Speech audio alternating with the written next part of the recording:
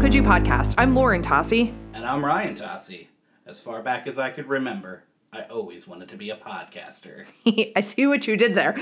I thought you were going to go with Take Me to Jail. That would have been a great one, too. Well, welcome, everyone. Thank you so much for checking out our podcast. If you have never listened to us before, thank you so much for checking out our show. We are two people who fell in love at a movie theater and never quite left. We started this podcast because as film fanatics, we realized there were some desperate gaps in our film knowledge, like me never seeing The Goonies until I was an adult. How could you? Exactly. Or for one of us, the film we're going to be talking about today. So welcome to the season premiere of our season 5 of our podcast. Season 5? Are you sure it's not end of season 4? Yes, this episode was supposed to come a lot earlier than when you were hearing it. I feel like we've been promoting that we're going to be doing this and teasing we're going to be doing this one for about a year. We started, the person who had this filled for their gap in film knowledge watched it a really long time ago. We've been researching it, and not because we really wanted to agonize over the episode, because it was supposed to be the end of our season 4. It was supposed to come after our interview with Jarden Films, otherwise known as Andrew Sterling McDonald and Jesse Calavoda. If you've not listened to that episode, please go check it out. 2 local filmmakers talking about their art. And then it was supposed to be this. And then it didn't happen. And then just end of year and COVID got in the way. Yeah, and unfortunately what happened was it just kept getting delayed, I think, between, the kind of that busyness right at the beginning of the summer and then, very unfortunately getting COVID. Feel very grateful to be done with that experience. And then, we wanted to get back to this episode so badly, and it felt weird to just drop it in the middle of the summer, so we decided to just start off on the right foot with some gangsters and cocaine and all the good stuff. I feel, though, it's more fitting. I'm glad we ended up season 4 with Jarden Films. That felt like a better ending to that season. We weren't going to cap that. Yes, and if you listen to that episode, hopefully soon we'll be having some updates about the premiere of that film. So also exciting. Gangsters and cocaine. Yes. Just kidding. So we are so excited to talk about the film today. But before we get started, we want to talk about a really special partnership that we have begun with Molten Media. Ben Youngerman is incredible.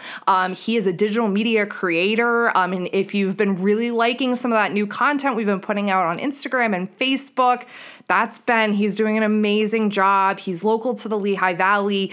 He works with incredible companies, which we're going to be highlighting on the podcast, and we're so excited to have started this partnership with him. Yeah, just an amazing individual, and just in the short time we've gotten to work with him, couldn't be happier. He's awesome. Just so great. Yes. And also, that actually is a good lead-in to talk about we're now on YouTube, people. So Lauren will have something else to plug at the end of the episode on what you need to go to. Oh my gosh, that's right. I'm going to have to add that into the repertoire. I didn't even think about that. Yeah, we're so excited. So right now we are just doing the audio only of our podcast. I think we're both a little bit nervous about adding the video component just yet. But you can listen to our old episodes, any ones that you've missed, help our subscriber count and our view count if you're feeling like that might be something you want to do. But Ben created a really beautiful graphic and is putting up some fun screen grabs from the films that we're talking about, or the posters themselves, which I always think is a nice accompaniment. So please go check that out. I will make sure to link our YouTube page in the show notes of this episode as well. So as you guys can hear, there's a lot going on. We're rebranding things. There's a lot of exciting new stuff going on here. Lauren, over the summer, she created a great new podcast space for us, which I'm so pumped for. You guys, doesn't change anything for you, but, it's exciting for us. And we just have a lot of really great stuff on the horizon for the show and just really excited about. And one of the things I know we want to just mark to you, our audiences, in the past, we have been doing essentially 10 episode seasons. Or last season, I don't know, 4 episodes? I don't even know. And we got to 8, I think. Yeah. But what we've decided to do is we're going to go the route of a TV network show where, we're going to do our seasons from the fall through to the spring. So this will be season 5, and season 5 is going to start right now, and we will take that all the way up until June at some point. And we'll have a break over the winter a little bit, just like, like I said, like old TV shows on network TV. So that's us, the movie podcast, going the network TV route of seasons. Those were the days. But I know this summer we've not spent a lot of time watching TV, but we have definitely spent a lot of time at the cinema and watching some things at home as well. Ryan Tocci, do you have a very special Tocci Takes Summer Edition? Summer Edition. So many good ones. We could talk here for, a lot about it. My favorite probably has to go to Prey.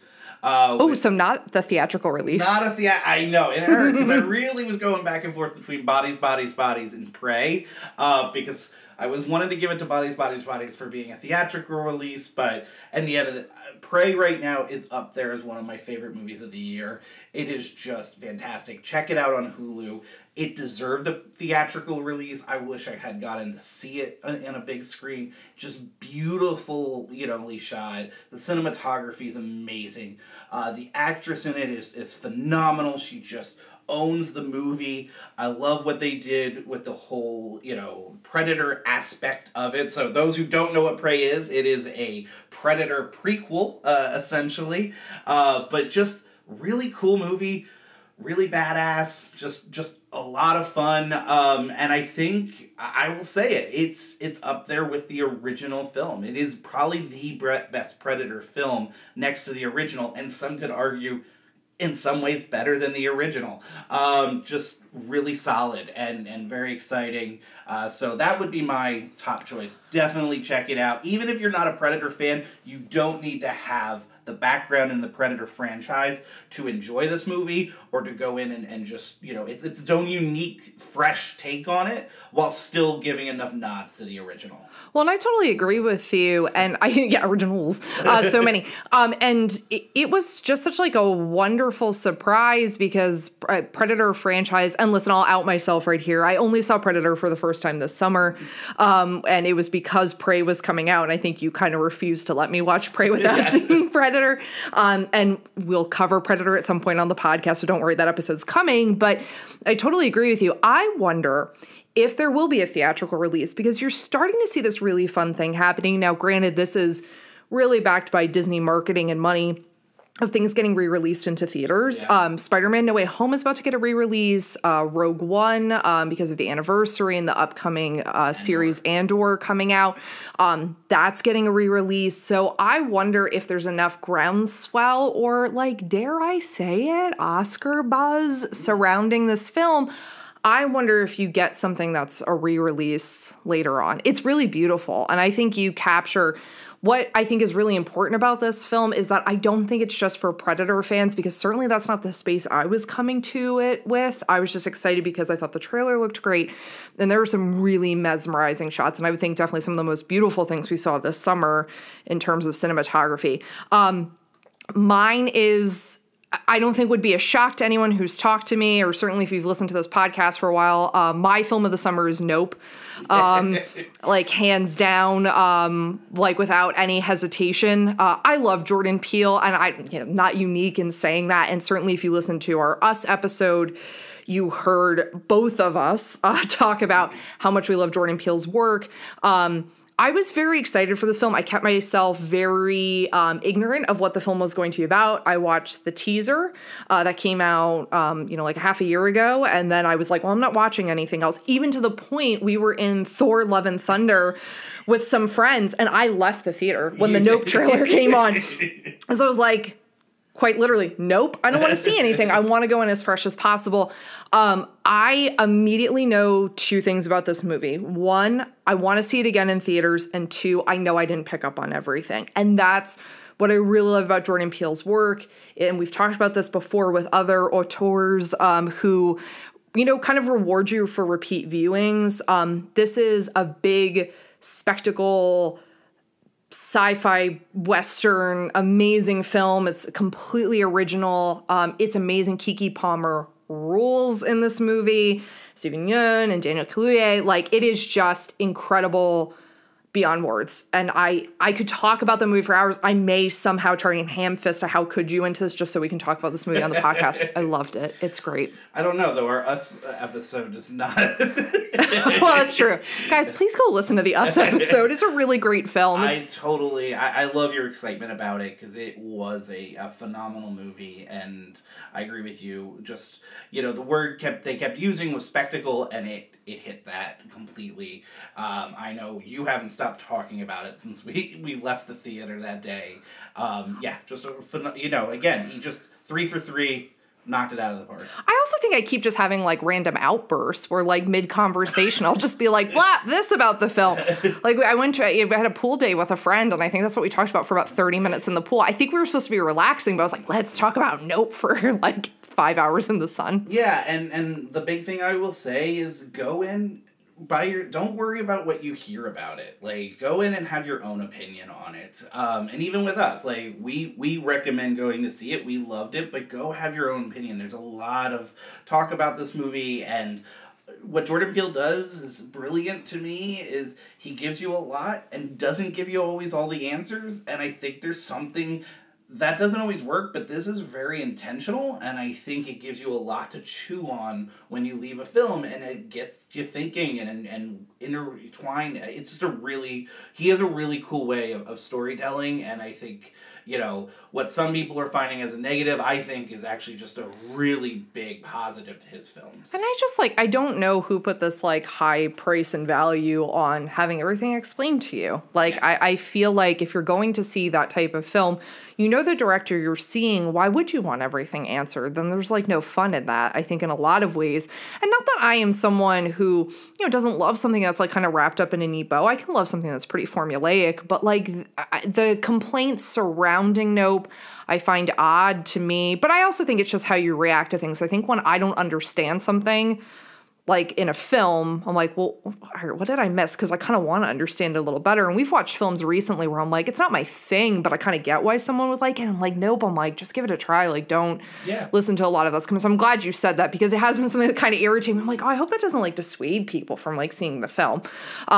But we're gonna take a little trip back in time right now. We're gonna hop into a time machine. Speaking of sci-fi, and we're gonna take you back to 1990, the year that Predator 2 came out, just to circle back to that. Just stop.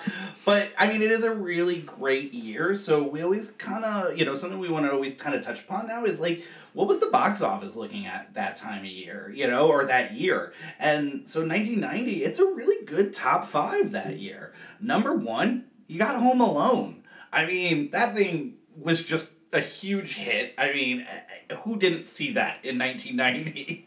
And who hasn't rewatched it 1,000 times since 1990? Yeah. and talk about, one of the actors in this film just having one of the best years ever between, the movie we're talking about today and then Home Alone on top of it. I mean, talk about being at the peak.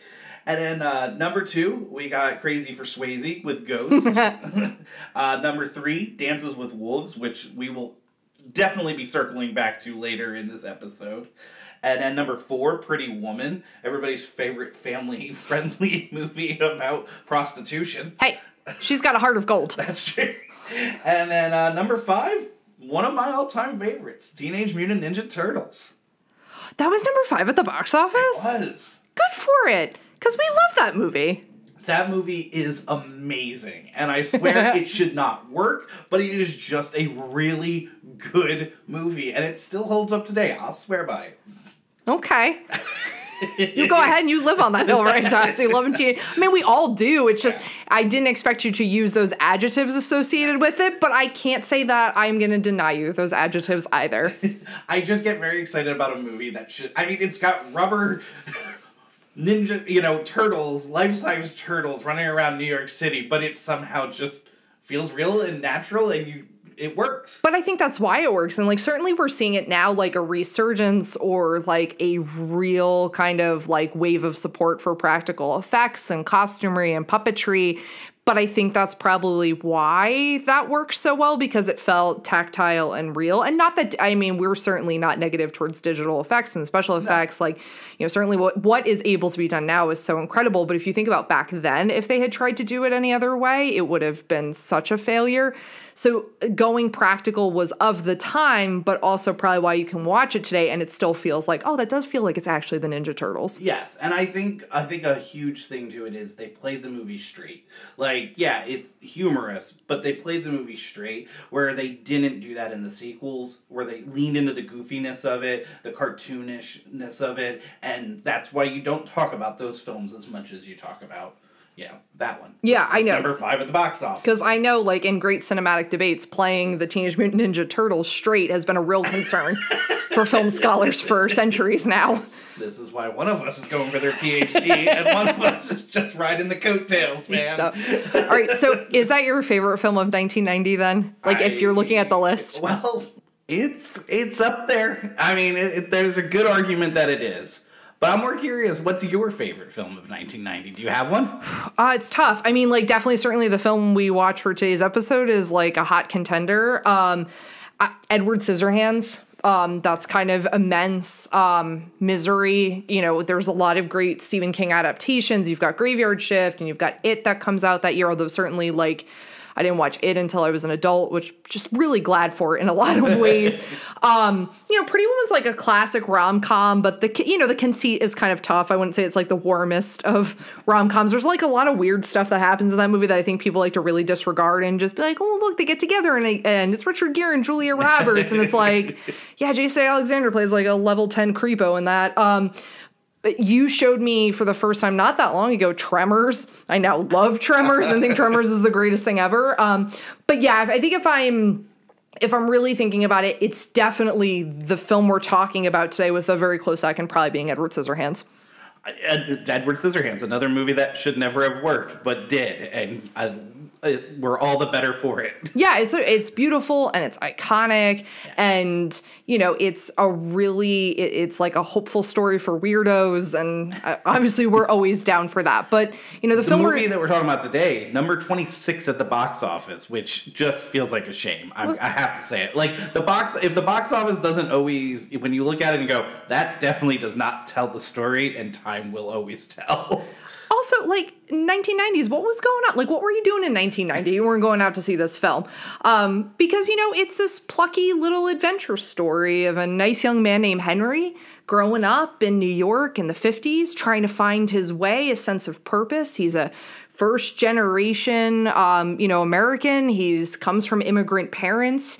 He has a good work ethic. He wants to make his own way and find his American dream. And along the way, he gathers friends named Jimmy and Tommy, gets a grouping of close, almost feels like family more than friends, more than associates, who are really weirdly obsessed with aprons and mail delivery. And he just goes on all sorts of zany adventures, car trips upstate, little, incidences with Lufthansa, just really, it's a quirky little film. Some landscaping, Friday nights at the Copa, Saturdays are for the wives, and, of course, cocaine and jail and murder and, really a bummer ending. But of course, the film we're talking about today is 1990, Martin Scorsese's Goodfellas, arguably his best film. And I say arguably because I have a feeling people who are Scorsese fans can go rounds about which one should get that title. I would definitely favor this one. It's classic. It's iconic. It's, people have tried to replicate it. It becomes the cornerstone, I think, in many ways of Scorsese's career. I think we all think when he was winning for The Departed, he was spiritually winning for this film. So I just have one question before we get started. Ryan Tocci, how could you have never seen Goodfellas? I sit here across from you, and all I can say is, please forgive me. No excuses on this one. No we talked about it a lot. This movie, undoubtedly, there's always this weird Godfather, probably comparison, weirdly, even though they're such very different films. And in the fact of 1990, I know we're going to talk about how Godfather and this were really connected in a different way. But I was never, I don't know why, I just never grew up with these, the mobster, mafia type films. They weren't interesting to me. And when you bring out these great films, it's hard to, defend yourself that you didn't see it. So I watched Taxi Driver. I loved Taxi Driver of Scorsese, but I didn't really get into, his stuff was much more later. And I think we talked about that during the Taxi Driver episode. And this one, I could joke about it and go, this is the film that, launched 1,000 GIFs and memes. And, this is the film that, all I can think of is the poster on, 1,000 dorm room walls every semester at a university. But it's so much more than that. And I missed out. I definitely missed out on it, all these years. Yeah, and it's one of those films that, especially, I think, gaps when you have a director that you really love and respect and someone who is, as monumental in film history as Scorsese. It's always, interesting to have a gap. Certainly, we talked about that with me with Taxi Driver. Because my story with Goodfellas is I grew up watching this movie. I don't know a time that it didn't exist. I can't remember a first viewing. It's weird. The Godfather, I distinctly remember the first time I saw it. Goodfellas, I don't have a clear, I just always know. And it was one of those movies that if it's on, you just stop on it. Back in, I think, the time when we still had cable, it was just, if it was on, and even if it was the cable edit version, you just stop, because that no matter what kind of segment of the film you're at, you're going to enjoy yourself. And it's just one of those things that's always existed. And because you aren't really into the mafia crime movies never seemed to really interest you. And I think because you had never seen The Godfather, which was this massive gap we had to take care of, I didn't really feel the need to push Goodfellas right away because I kind of thought, well, at some point, and they're totally different films. Saying The Godfather and Goodfellas in the same sentence feels yeah, I mean, they're both about the mafia, but they're completely different films. But they kind of get lumped because if you're talking about great films, they tend to both end up on the list because they're so tremendous. I think when you ask that question of how could you, the basic answer and really the most honest answer is I just didn't think I would ever like it. So I just never gave it a chance. I just really thought I'd come out and be and I feel silly to say that, and really something we try to preach on this always is give films a chance, especially the ones that are considered classics. So shame on me for that. I do love the idea, though, just you and, having a family. I feel it's Wizard of Oz, and then in your house, Goodfellas. Yeah. Everybody just, once a year, everybody got around and sat down to watch this family-friendly movie. Well, I mean, this is the joy of both of us having been raised by parents who didn't seem to understand that the rating system was a suggestion of what your kids should be allowed to watch. I find it to be all the better for it. Yes, because, what it did is it exposed me to films at a young age that gave me a different appreciation of things. And it's and the thing is, it's not to say I wasn't watching the things that were being made for my age group. I did that too. It's just Goodfellas. Yeah. I can honestly, it's weird. I don't have this most distinct memory of watching it as a film, but I wouldn't have been surprised if if my brother is listening to this and is well, we did sit down and all watch it together. I wouldn't be shocked because because I don't know, there's so much about this that's really entertaining. There's so much about this that's really violent and horrifying, but Do you contribute, your family, that New York, New Jersey connection, or just just the fact that it was just a great movie? So I have no problem saying that in my mind that New York is the center of the world. And when people, it's kind of we recently had this conversation, or not recently, it was towards the end of, or the beginning of the summer. When you say the city, what are you referring to? And I think anyone who doesn't think it's New York is a weirdo. Well, it could be Philly. And I'm absolutely not. It can't be. Somewhere our friend Paul, who listens to the show, is no, it's Philly. But he lives in Utah now, so he doesn't have a say in this. Yeah. But I do think there is a little bit of that because I think also like, so these films so get linked with, you know, New York. I mean, this film, New York culture is the same with The Godfather. But like, you know, if you think about like The Sopranos, like they did a lot of filming on location in northern New Jersey. And you can drive by a lot of those locations. So I do think there is a thing, there's like that familiarity of like when they're, you know, I always think about this in The Godfather, like when they're going to the Feast of San Gennaro and they're going down that one street. Well, like my parents took us to the Feast of San Gennaro. So like, like I have memories of that. So it's like you link that. And I think that's like the interesting thing of like, I think about someone who grew up like in Oklahoma and is watching this, like there must be like such a sense of like association with New York in this. Right. And like, and if you think about New York as the most popular character in film, like it's so like omnipresent in film, and like certainly Scorsese helped out a lot with that too. I saw one time the actress Karen Gillan, I believe it was, and I could be wrong, maybe it wasn't her, but had posted about New York and talking about, do the films make New York more special, or does New York make the films more special? I thought it was a really interesting. It's the second one. Yeah. New York's special. New York's everything. Like, you know, it's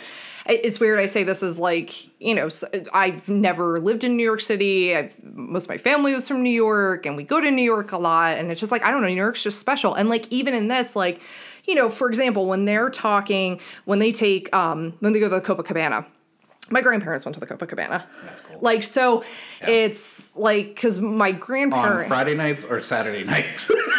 You know what? I never asked, and I don't want to know. I'm going to real hope for Saturday.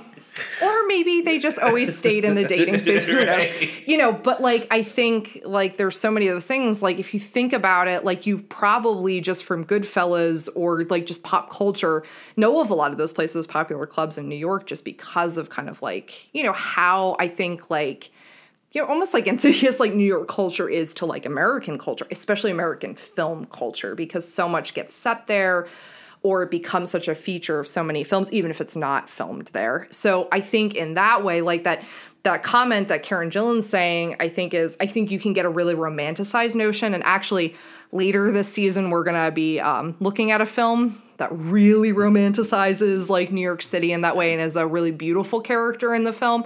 But, you know, you have something like Taxi Driver where, you know, Scorsese's capturing New York in the 70s in a really, you know, kind of, I think, honest way, unfortunately, whereas this version of New York is showing kind of a progression and kind of shown, but I don't think really even invests in the city really being a character. But you know you're in New York because of I'm still thrown off by you talking about our film later in the season, because I realize I've been so caught up with work and things like that I couldn't remember what our schedule was. And I'm like, ooh, that's a Tossi's tease to me. I can't even remember what the movie is. Can I tell you, I did see terror in your eyes, and I'm like, does he not remember what we're doing? No, I agree with you. I mean, I think, obviously, when you talk about New York and the directors that have just brought that city to life on film, I mean, it's always going to be Scorsese and Spike Lee, right? Oh, yeah. I mean, they are just the two. They're the giants in that way. Yeah. Like, I think it's impossible to think about film and New York and not think about Scorsese and not think about Spike Lee. Like, those are your two that really, you know, I think committed to showing different layers and sides. Like, I think you see versions of New York City that are very glittering and glamorous. And it's not to say that Scorsese and Lee don't make the city look that way, but I think they also show like a level of realness that I think is important. And like, and if you think about this film, if you're like, okay, well, like it's Goodfellas, so there's so much exaggeration. It's like, well, there's not, because I mean, this is based on a true story. Like, this is a person's life. Like, by the way, and again, me just being, you know, a little bit naive to everything and novice, I really didn't realize that this film was just taken from a true story. Like, I was so in the dark on this. I'm just staring at you blankly at this point. And okay, and that's fair. Now, can I say I'd be curious how many people would fall in the same boat, even who had seen this film at some point in their lives, because like, you know, one, I think there's the nature of like podcasting where you do research. I think also the nature of being like film obsessed is you just do research post film because you want to know more about it. I would think most people probably know it's a true story, but you might have some people who fall in the same boat as you do. I would agree with you. I mean, now understanding and doing the research, it feels very much like I don't know how I didn't know this. I will say, as soon as I started doing it, I've heard the name, obviously, Henry Hill over the years.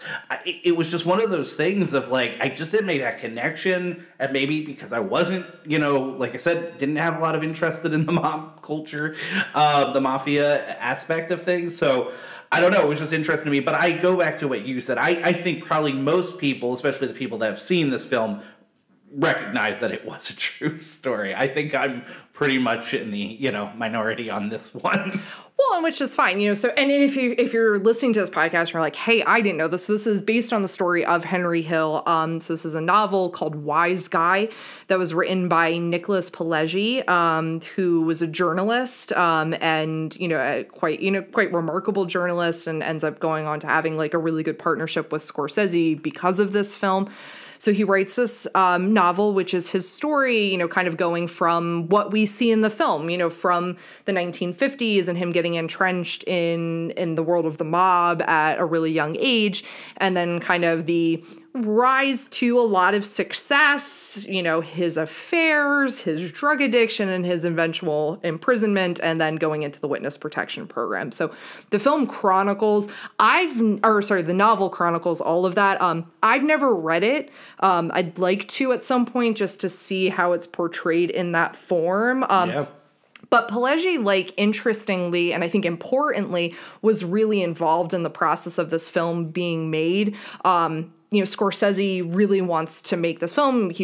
So the novel, he acquires it at a very early stage. He wants to make this into a film. He calls Pileggi, and Scorsese very famously says to him, I've been waiting for this novel my whole life. And Pileggi replied to him, I've been waiting for this call my whole life. That's pretty cool. Chills. Yeah. So great. And my understanding, right, Scorsese didn't necessarily ever want to do another film like this. But because, like you said, the novel spoke to him so much, he just felt like he had to. Well, and it's interesting to think about, you almost, maybe outside of Coppola, but I think there's a grittiness that Coppola wouldn't have achieved in making this film. I think there's aspects of the drug component that I think Coppola, I don't think would have made it as internal, where you feel like you're on the really bad trip with him. I think in some ways, he's such the perfect filmmaker to make this, but it's also interesting to think about, he wasn't thinking about approaching this kind of film again, because up to this point, Scorsese, is already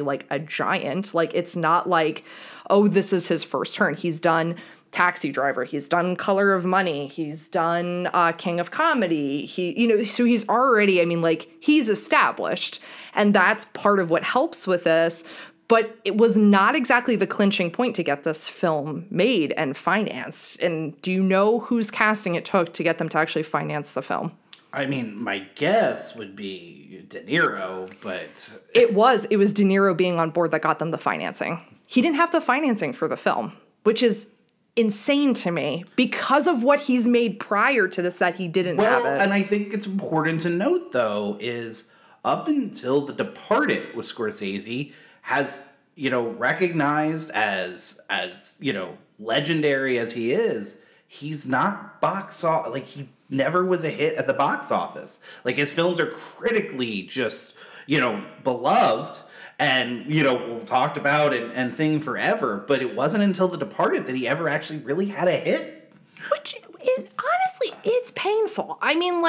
Legitimately, you think about the films I listed. Financial hit is what financial I mean by hit. that. He also, before this, he does Raging Bull and Alice Doesn't Live Here Anymore, Mean Streets. This is insane to think about that this guy isn't considered, box office gold. And so it's wild to think about, but I think that's often discussed, and I'm sure as we will get to towards the end of the episode, as we talk about Oscar or not, but that he doesn't get his first Academy Award until The Departed. Right. What were you doing, Academy? Were you not going to the movies? Were you just Scorsese's a blind spot that we're not willing to address?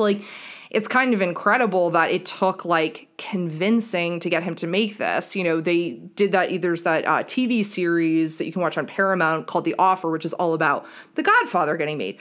But that to me makes sense when they tell that story. Francis Ford Coppola was not a proven entity. Oh, yeah. Mario Puzo, it was his first successful novel. That makes sense. But this is Scorsese, and he was already at his height before he made this, and then he makes this like incredibly remarkable film. So it's really interesting that you talk about that, with De Niro being kind of the linchpin to make this happen, which I find, fascinating. But also, like, I get it. I get De Niro's clout of why he would, be able to come in and pull that. But what's interesting, though, is, am I incorrect in that I thought that Al Pacino was actually considered for Jimmy the Gent? Or did I completely, make a mistake on that? No, you're not incorrect on that. Part of like what happens here with the casting and the financing was that the kind of I think, uncertain nature of this novel coming out and like what the material was. And as you've said, like, it's not like Scorsese was box office magic at those critical magic. Right.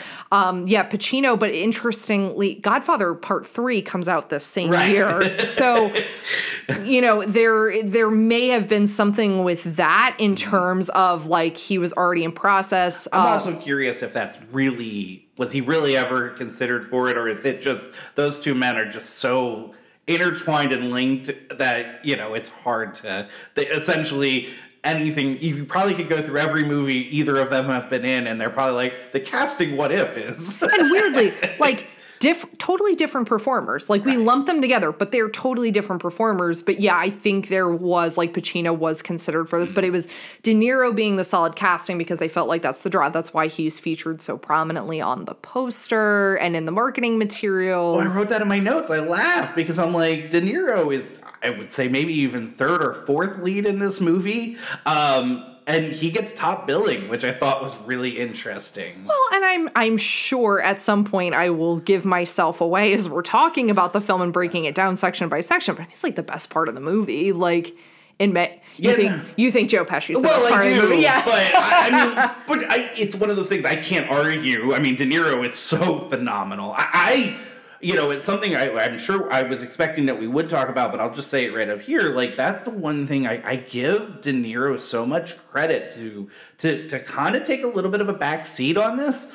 But he just comes in and he just, he's... You want to say he kills, don't you? He does. And then you're like, yeah. too punny. I mean, he's at a 10 the entire time. Like, he just, so again, you talk about, like, this movie sounds like it almost doesn't get financed without him in it. So he kind of can do whatever he wants. And I know he had some funny, things with the money on the props and things like that. But I love that he just he takes a little bit of a backseat. Let's Ray Liotta be the lead. Let some of the other actors, kind of take other, really prominent parts. But when he's on screen, he's just still giving everything. Well, and that's the thing is like he's someone who everything he does in a scene is obviously like so calculated. So I think when you're saying like a 10, it's not energy level, it's like intention level. Yeah. Sorry. And I probably... And I think like I think that's why like when he goes big, it feels so impactful because like when his anger comes out, and I think that's like the great thing about that character is it's like he's fine until you see, and then it's like and once he does get angry or once he does have that big reaction, it feels like all the more impactful, which is such like a great foil to like Joe Pesci, who's operating as like a raw nerve the entire film. It makes it so great to have that contrast. I mean, De Niro's just quiet moments might be the most frightening of it. Yeah, it's like me if I go quiet. That's when you know something's upsetting and wrong. If anybody's been more scary, just telling somebody, no, just down the block there a little bit. Just make a Hold on, I've got thoughts about that, but we'll get there. So I do have to ask. So the first time you saw this movie, you got to see it on the big screen in the most beautiful theater. Shout out to Anthony DeSanctis for making this happen for us so that way you could watch it as it's meant to be seen. Yeah. How did you feel that first time watching the movie? Yeah, I mean, it was very cool. So appreciative of Anthony for giving us that opportunity. I think he said to you, like, yeah, if he's going to see this for the first time, he's got to see it on the big screen, and I'm so glad to do it. Seeing a movie on, to see a classic like that on a big screen and everything. So do you want the honest answer? Yes. The honest answer is the first time I watched that movie, I didn't know how I felt. I know. It honestly was a weirdly tense car ride home because like, so, all right, a little behind the scenes is once we've watched a movie, especially if it's one of our like gaps, we try not to talk about it because we want the conversation to feel like pretty fresh by the time that we do. And it was like this weird, I'm like, I don't think he loved it. I don't think he loved it, but I can't ask him about it because that's kind of what we do on the podcast. The movie was much different than what I thought it was. To its credit, which is where I'm going to get to it here in a second. You know, one of the mistakes I made that night was trying to write notes in the theater. Having never seen the movie, I needed to just take the movie in and not be worrying about trying to write notes on top of it. But also, I think the type of movie it is, and especially, most notably, the back part of the movie, the back third, and the ending, especially, I didn't quite, I'll just say it. I'll say it like this. I didn't quite understand it. Like, I didn't see, like, I thought it was like, oh, this took really weird tone different. The tone was different. The pacing was different. I didn't really, so I came out and I was like, okay. Not as, I expected something, you know, brilliant. That was on me. 100%. That's on you. That's not on the film. But I will say, and something that has made me, so let me get to, we've now since, because we got delayed, we watched it again. Oh my God, was I wrong? This is one of Scorsese's, if not Scorsese's, best. It's one of the best films I've ever seen. It is amazing. I absolutely love it. I want to kick Ryan at the theater's butt a little bit for not feeling that. But this is why I always say I like watching a movie twice, because I think sometimes you just come in and you reframe how you're watching it, especially when you're going into a movie of expectations. I went in to see a movie, this beautiful theater, get it on the big screen. We're getting pumped up for our season finale episode, right? And this movie that's a classic, everybody loves.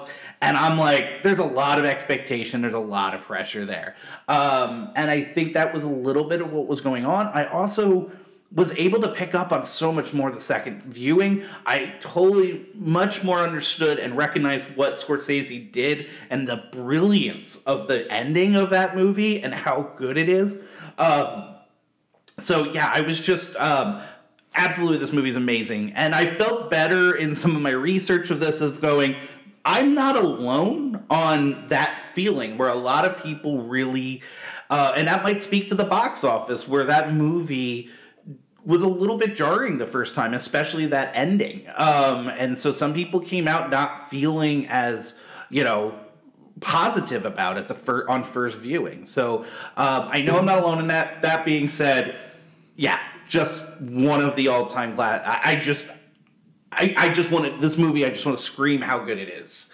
And I feel silly that it's taken me this long to see it. I don't get mad at you frequently, nor do I ever have a situation where I'm like, he's absolutely wrong. Although I do feel like I always feel pretty well justified in my feelings. And I was like, I think he's wrong on this. Like, and I could tell you didn't really love it. And then I did get you to cop to it eventually. And the second time we were watching it, your body language just shifted. Like, I could see there was just like, you were like leaning in and you were reacting to things. And like, cause I realized the first time we watched it, I'm like, why isn't he laughing? This movie's really funny. And I was like, oh, and I never thought of it as something that requires a rewatch, but I think also that's because probably the age at which I saw it, I got familiar with the characters. So there was like a little bit of that, you know, that secondhand that comes from like, I've seen this so many times, so I can kind of anticipate like what makes that moment funny for that character. And the second time you watch, I was so happy because I'm like, oh, he's leaning in. Oh, he loves it. And then it ended and you're like, oh God, that's so great. And I'm like, oh, thank you. Like, as I was worried to, you know, not that like, certainly we're not a hive mind. We can disagree, but I didn't want to have to disagree with you about this movie. And I think we would have lost a lot of viewership if you said you didn't like Goodfellas. Yeah, I didn't want to, you know, well, end the season, or in this case, begin the season on a movie that I may have come in ho-hum about. Because I didn't dislike it that first viewing. It was just like, oh, I didn't know if I quite... And I don't think, and I want to say, like, by saying that, oh, I needed a second viewing, I don't think that's for everybody. I think it just worked for me. For whatever reason, the first viewing didn't quite, you know, grand slam, but on the second time, yeah, everything hit. Like, all of Tommy and, you know, what Scorsese was doing throughout the film and just the brilliance of it all just started to click. And it was like, oh, okay, yeah, I see what he did here. And this is really phenomenal. Well, and I think something that we're talking about and praising, you know, Scorsese for is that kind of inside feeling that so many of his films have. Like, you feel like you're put in kind of amidst like this group of people, these worlds that you otherwise don't know. And I think what's really great about that is something that in all of his films he does is he moves from this like enchantment to disillusionment throughout his storytelling. So it's like he makes you, particularly with villainous characters, and this is something he does in so many of his films, like he makes you enchanted for them. He makes you kind of root for them, feel for them, kind of almost get in the headspace of, I know that this thing is wrong, but I can kind of understand why they're like this. You know, there's a sensitivity that he provides and a humanity that he provides to these, you know, to these gangsters, these criminals, that you're like, I get it. Like, there's this sense of they have to kind of protect their own. They have a moral code. And he gets you so within, I think, that realm of like fantasy and enchantment of belonging. And then he just does this really great job of just slowly pulling that all the way and making you have to be like, okay, remember those people you were falling in love with? This is what they're actually like. Yeah. And I think that can be a jarring experience in watching any of his films. Like you and I talk about, you know, there is a segment that we've added into our podcast called The Hold Up, where we discuss that sometimes films don't age well. Yeah. Like, you know, 80s comedies are honestly why we created The Hold Up as a segment on our podcast, because we knew as we would approach any of those, like, you have to kind of talk about the things that were incredibly regressive. And one of the things in this film is there is such a burden of racially charged and homophobic language that's used throughout the film.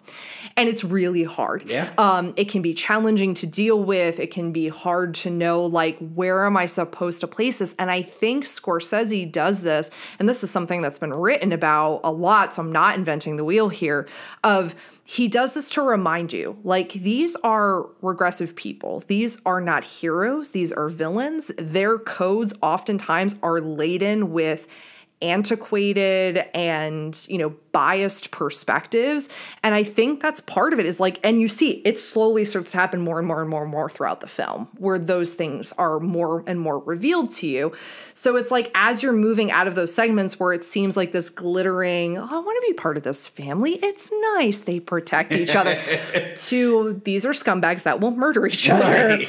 And all of those loyalties don't actually exist, because like the second one of them is in actual trouble and probably needs that backup, they're not really there for each other. So like, and they'll turn on each other very quickly. Yeah, you know, especially as you've already hinted at what we see happen by the end with like Jimmy. Yeah. Like, I think there is something that Scorsese has always done so masterfully is putting you in this interior space and then giving you, it's almost like he puts you in there with candlelight and then hits the fluorescence. And all of a sudden you now have to deal with where you actually are. Yeah. But that can also be a jarring experience the first time you're watching a film of his that you haven't seen before. Well, yeah, and I don't think I quite realized how 80s the back portion was going to be, which was also something... What are you talking about? Did your living room not look like that? You know, and again, not having a lot of background of this film, weirdly enough. So that was some stuff that was jarring as well. But I agree completely with you. You know, we talked again a lot about that with Travis Bickle and Taxi Driver and what he can do with these types of characters and how he, like you said, can kind of pull it all away after building it up. Now, there are films that I think don't always work. I think you and I both agree that Wolf of Wall Street doesn't quite nail that. There are some that will disagree with us on that, but you and I are both in the same boat of, I think that's what he was trying to do. I think seeing this movie actually made me kind of understand a little bit more what he was trying to do with Wolf of Wall Street, but I don't think he nails it the way that he does with this. Yeah, because Leo's too hot and it's too funny. Right. Let's all be honest with ourselves. Right. I don't think you leave ever really disliking Jordan Belfort as much as you should. Like, I think you still have this feeling of, oh, this guy lived an awesome life and he was cool, and not as, not seeing the seediness and, the horrible things that he actually did. Yeah, he can dance. He takes Quaaludes like a champ. He's married to Margot Robbie. Like, what am I supposed to dislike about this guy? Right. I think the other film that I kind of related with it was Blow, and that's another movie that I don't think, now that's not a Scorsese film, but I don't think quite nails what he does in this movie, which is that, that peeling back. Like, I think at that end of that film, you're supposed to almost feel sorry for Johnny Depp's character, and it's like, no, you've given me nothing to make me feel that he was despicable.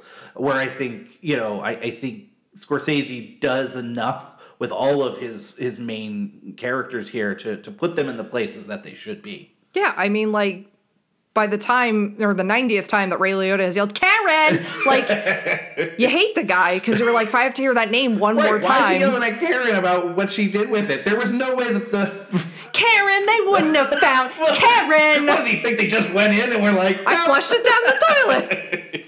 Yeah, listen, this is how you know drugs are bad. Because his judgment in that moment, I'm like, what did you think she should have done with it? But also, Karen... Why were you flushing it? It was all over the house. Like, they had him. There was nothing you could have done at that point. No, I think she did get rid of most of it, right? They only got him because of the stuff at Deborah, I can't think of her name now. Debbie Mazar's house, yeah.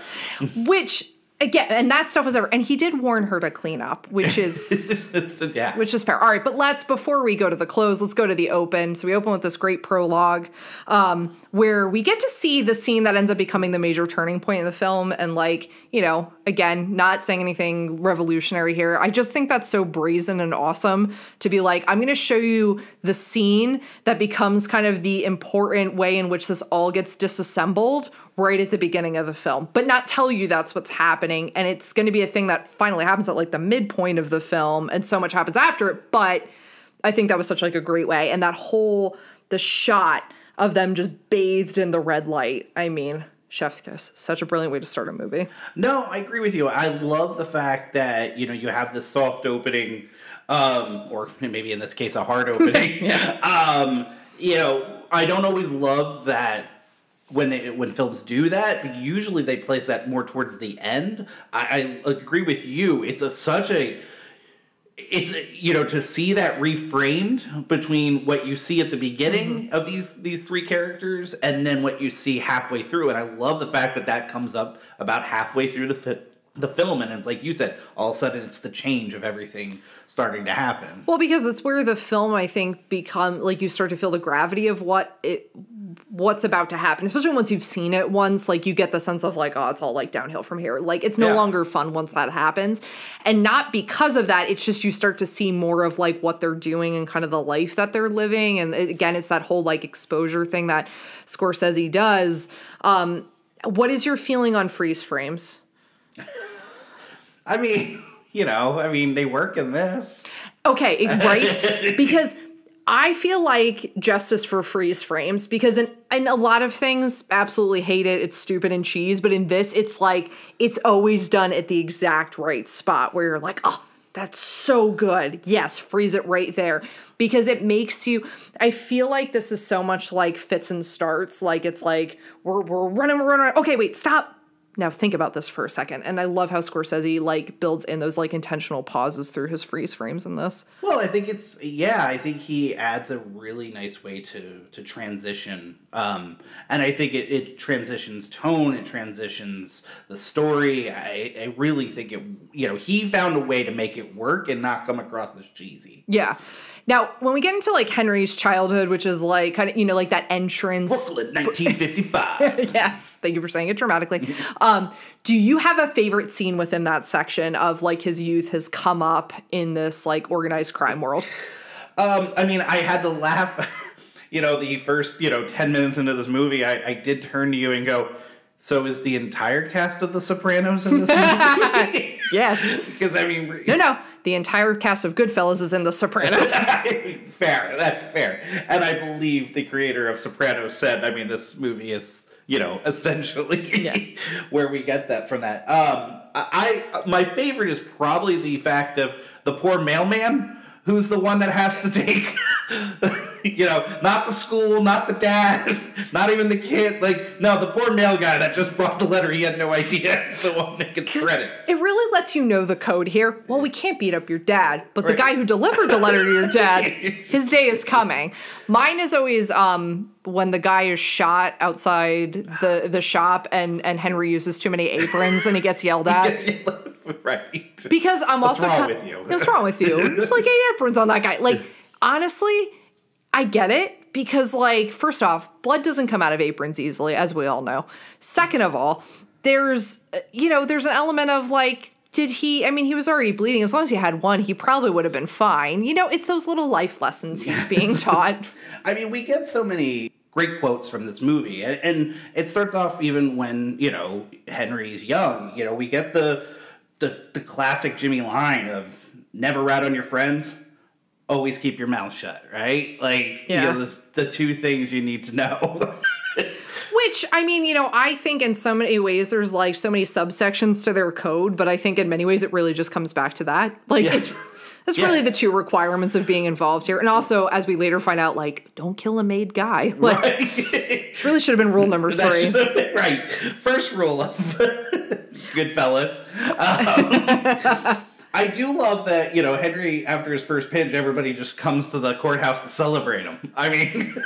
But isn't that, like, so the moment that makes you love everyone? That, like, it's the first time... Like, he's in so much trouble. Like, he almost went to jail, and they're like, this is great. It's like your initiation. And I think that's what, we're going to talk about it, like, a lot, which was, what's so nice about this opening is it's so quick-paced. It's, the cuts and the thing, and you get excited with it. Like, you understand why Henry falls in love with this life in a weird way immediately. Yes, because it is so enchanting. Like, think about, like, even the introduction of, like, Jimmy the Gent. Like, he's just in that bar, he's handing out money, like, he's a little bit older than, although it's, like, funny because they're, like, I feel like De Niro just, like, doesn't age throughout the film, obviously, but, like... Yeah, Tommy and Henry seem to age real quick, but also we're pushing how young they're supposed to be when they show up. Oh, 100%. Like, that's what I love about those. That's what I love about those De Niros. I get older and they stay the same age throughout the entirety of the film. Yes. But I love that moment, and that's like a funny, like, so behind the scenes thing. So, like, De Niro, like, very famously did not want it to be that Jimmy the Gent was handing out, like, the prop cash. Yeah. So he made, like, one of the production assistants, like, go out and get cash, and then, like, he would hand it out to people, and then nobody could leave the set until all the money was, like, recollected. It was like $5,000. It was a lot of money. Like, he had, like, a wad of cash, and, like, so it's just, like, those funny things. But I think about, like, that introduction to him is he already feels like mythical. Like, he already feels like the coolest guy in the room. The name is great because I think what the name helps to hide is kind of like the rage beneath, like, Jimmy the Gent. Like, he's kind of not the one to mess with, but, like, you do get that sense of, like, why he becomes such a central figure in the film. And I think why he can become, like, such a favorite character in this, because, like, for Henry and Tommy, they're just, like, they're the come-ups, but, like, Jimmy's already, like, pretty established in this life. And, you get that other great line in here of, like, I was living in a fantasy. So there's this sense of promise and belonging and kind of what it means to be a part of this and someone to aspire to. You want to be like Jimmy the Gent, I think is, like, the thing that we're given. He sees the key thing, respect. Like, yes. And of course he wants to befriend him. I mean, he's devoted and he's got his back. Yeah, you see all of that. And which moves us into, so we get, the bar I most want to hang out at, the Bamboo Lounge. Right? I want the Bamboo Lounge to exist in my hometown.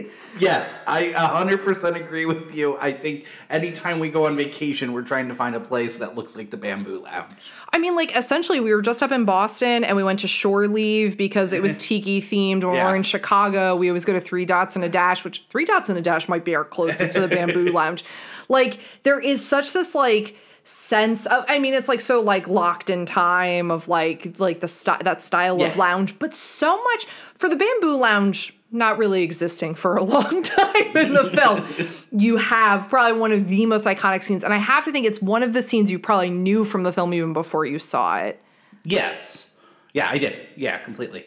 did it hit and land so it phenomenally? Does. Yeah, I agree. I think there's probably 3 scenes you could talk about to me that are my favorite in this movie. There's one that's definitively my favorite, and I have a feeling you're going to know exactly what that is. But this would be a very close second, just, in style.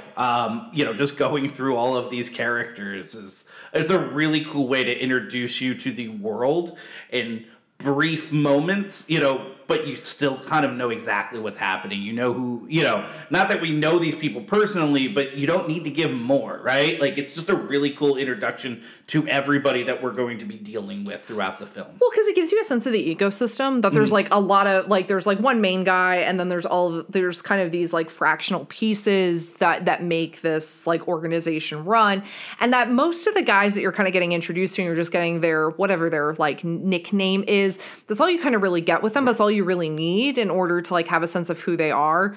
But kind of reminded me like the first time you took me to a Tocci family function, because there was like 50 people I had to get introduced to. Like, it really felt like that in a lot of ways. And what I love so much about the sequence is like, the whole funny thing, it gives you everything you need to know about Tommy in his like wild unpredictability of like who he is as a character. And what's great about this is, and this was a decision made by Scorsese, is that like, so Joe Pesci obviously knew what he was supposed to say, and Ray Liotta knew what was going to be said, but no one else did. Else does. Yeah. So, like, if you watch everyone else in the scene, it's really interesting to see how shocked they looked by what's happening. And, like, Ray Liotta, plays this scene beautifully, because, like, you see entirely in his face, like, this, wait, hold on, this is, like, my best friend. Right. Am I about to get killed? Like, I'm scared. Yeah. Like, there even is this, like, uncertainty, but that's Ray Liotta's great acting, but, like, the background extras and then the featured extras who were, like, at the table had no idea what was, like, coming. Such good tension in that, because you just, like you said, Ray Liotta not knowing, Henry's like, this is a guy I've known forever, but still doesn't know which way he's actually going with this. Is so good. No, and that's, and I think what's great about, like, Tommy's, like, energy is, like, so frantic throughout this entire thing. Like, it's so, it's a frequency that I don't think anyone can vibe at without, like, probably passing out after, like, 5 minutes. Like, but it's even, like, in the scene outside the Bamboo Lounge, like, a short while later, where they're going to set the Bamboo Lounge on fire for the insurance money, and they're in the car, and he wants to go on a date with this girl. And, like, just how he's trying to convince, like, Henry to do this, it's almost like he's vibrating. Like, right. That's how kinetic this energy is. It's like you almost see, like, his whole body is, like, into it. It's such, like, a great performance by Joe Pesci. Joe Pesci is just, he deserved, we're going to talk about Oscars later, but just this role, this portion alone. And, like, you talk about, like, the wild cardness of him, of going, this whole part, which is so tense, and then, you find out it's just a joke, if it was or not, and then just moments later, he ends up smashing a glass on top of, the guy's head who just is looking to get paid his money. Like, honestly, kind of his fault for asking. Yeah, it wasn't great in front of all of the other guys. No, like, I wouldn't need to know anything about mob culture to tell you need to do that in private. And even in private's probably a bad idea. Well, because I thought that was the really fun. And then, like, the fact that he goes and he tries to get protection because he's worried about Tommy, as he should be. Tommy's terrifying. And the fact that he goes to Paul and is like, and he keeps saying, like, I mean no disrespect. But he's also, like, being horrible about Tommy the entire time. He's, like, trying to ask Paulie for help. Like, it's just, like, really great. But at the same time, it's like, you kind of can't blame this guy for being terrified. But what ends up happening is they end up, like, sinking his business to the point where, like, he has no, like, he thinks this is his way out, and it totally is not. I'm trying to figure out, was that a setup? What do you mean by having him, like, by having Tommy react that way? Yeah. Does Paulie know what they're, like, is Henry setting, that guy up? I don't think so. I think you're supposed to think of this as, like, I think they knew that they would get a lot of money out of this, but I don't think they were necessarily looking to sink this, because I don't think, from what we see in the film, it doesn't look like anyone's planning like 50 moves ahead. Right. And I feel like that's a 50 moves ahead plan. Maybe I'm wrong. And if you have watched the film many times, you might be like, no, there's very clear evidence that like, because Ray Liotta does look like a little like kind of smug when he's talking and a little like, why would you be, you know what, now that we say this, because like, why would you be sitting with a guy who's complaining about Tommy? That doesn't seem how like that trio rides. Right. So it's he interesting. kind of like feels like he's, I think plotting. At least Henry is plotting. Yeah, of going, I see where this is an opportunity. Yeah. Which very well could be, because he doesn't dissuade Paulie from taking it. He kind of encourages him that like, certainly. This is the best move. So maybe there's something to that. And then, you know, the best part of the movie enters. Lorraine Bracco as Karen. I swear I'll stop doing that at some point. No, I won't. I'm going to do it the rest of the podcast. It's not my favorite, though. What? Because in the Bamboo Lounge, we get introduced to my favorite character. Who's your favorite character? Frankie Carbone. Why is Frankie Carbone your favorite character? Because Frank Severo, who's in The Wedding Singer, and I only ever knew him from The Wedding Singer as... Oh my gosh, that's right. The brother-in-law who's in this movie playing this part. It's just every time he's on the screen, I laugh. If you've ever seen The Wedding Singer and you've seen that guy in that part, I mean, I won't quote, there's like a very... Never mind. It's not something I want to quote on the podcast, but he's pretty hilarious in The Wedding Singer. But I have to really tell this quick story because I was laughing in my thing. He actually ends up suing The Simpsons. Why? Because in 1991, The Simpsons did an episode called Bart the Murderer. And I guess they had a character in there that he felt was his likeness. Because of the hair? It's definitely because of the hair. It has to be that hair. He's not wrong. He's trying to sue The Simpsons for $250 million. Oh my God. For using his, looks and mannerisms. So, I'm actually not sure how the case ended up going. I have to assume that it got thrown out, but just hysterical to me. No, that is pretty fantastic. And can I tell you, I did not think we'd be talking about that character this much, if I'm being completely honest. Like, I remember you cackling the first time he came on screen, like in the theater, and I'm like, why is he? Oh, that's right. It's the guy from The Wedding Singer. And you like really being enamored by this, and then cackling again the second time we watched it. Got you. So it's on brand. But I'm gonna move us to the Copa. Yeah, we should go back to Lorraine Bracco. I agree. Lorraine Bracco is just a vision in this movie, because she reacts to everything 100% how I think she should react to everything that's happening to her. I mean, like, from her, 100%, she should put a gun in his face. He had a side piece with an apartment. After he pistol whipped the guy, and then he came over and was like, hey, hide the gun. And she was just like, oh, that's a turn on. You know what? Like, that's the thing. But it's like, she's so honest about it. And I think like that's the insane part. I'm not saying these are how I would feel if you like showed up with a gun and was like, hide it. But like, also the fact that she's like, you know what? I don't mind that. Any of my friends, they would have run. But you know what? I was like, meh. Right. Let's see where this goes. But here's why. And I'm going to tell you there's a key reason why she was motivated to do that. Front row at the Copa and Dom every Friday.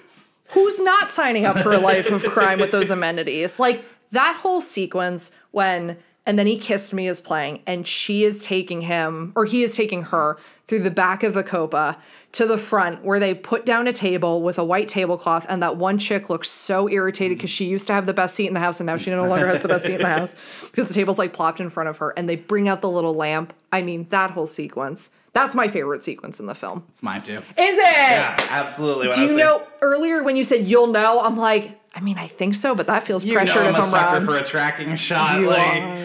Just the way that they, have him go through the back and going through the kitchen like that. You just, like, everything you're saying, I agree completely. Like, you understand why Karen falls for him immediately. Like, just the charm and the way that he just floats through everything, and like, seeing everybody and everybody's talking to him, and you get in there and you have people that are complaining because they're not getting seats, and he's literally having tables moved in just for him. Just phenomenal. I mean, you understand why she stays with him and why she falls in love with him. Well, and because too, it's like, it's that allure of like, one, like, if you don't know this, like the Copa was like a massive deal, like, in that time, and to have that access. Do you know why it's filmed of him going through the back? I I believe I understand. My thought would be it's to portray, like, him kind of coming from, like, where he did, his means to kind of get there. So 100%, I think, like, thematically that's what's happening. They wouldn't let him film the tracking shot through the front. Got it. So all right. It's like a mechanical. And also too, it's like, so I believe this is what I love about, like, trying to, dissect films, and things where sometimes it's just, Kevin Smith always talks about how when he shot, Clerks in black and white, and how people were talking about, all of the aspects of why he did it and all this, and he just goes, it was just because it was the cheapest way to do it. I just love the fact that I'm sitting here trying to be like, well, it's because this is how Henry grew from, back to all the way to get to the front of this world that he's in. And it's like, nope, they just wouldn't let him in Scorsese in the front door on this. Well, and part of it too, like, and if I understand also, it has to do with, like, the length of, like, where he would have been going to, like, in the code. Because if you see where that, like, front entrance is, like, once they turn, you wouldn't have gotten that beautiful tracking shot. Like, it would have been a very short tracking shot.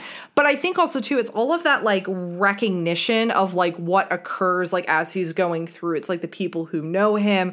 And then it's like, and they use real people in it. It's like, because I think it's Bobby Vinton who sends them, like, a bottle of champagne over to their table, and, like, it's just, like, really cool to see. And then obviously the Copa features again, like, later in the film, not as fun of a way, because at that point, like, because things are kind of falling apart, or these characters are being really revealed to you. But, like, I think, like, that sequence is kind of, I think, in many ways, like, the most, like, kind of enchanting. And I think, like, one of the last really enchanting things that happens in the film, where you get a sense of, like, why you would be able to overlook or agree to or justify in your mind that this life is okay. Yeah. It's kind of like that last point where you're like, or even, like, I would say even, like, the wedding sequence when you're getting introduced and all that money. Because I love that moment when Karen's like, wait, where's the purse? And he's like, what? And she's like, the purse with the money. He's like, nobody will take that here. Right. Like...